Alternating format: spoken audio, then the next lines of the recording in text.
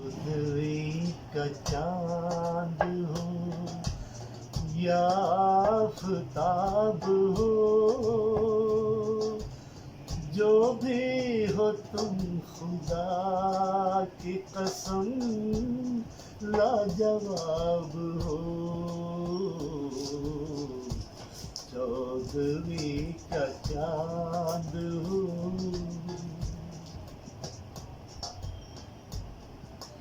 चेहरा है जैसे झील में हंसता हुआ कंवल,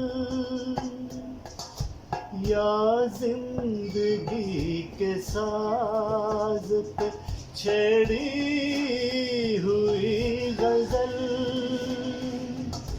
जाने बाहर तुम किस शायर का ख्वाब हो। चौदहवीं का चांद हो।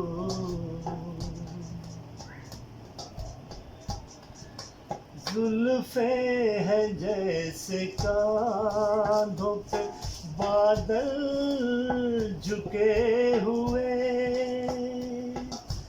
आंखें है जैसे मैं के प्याले भरे हुए।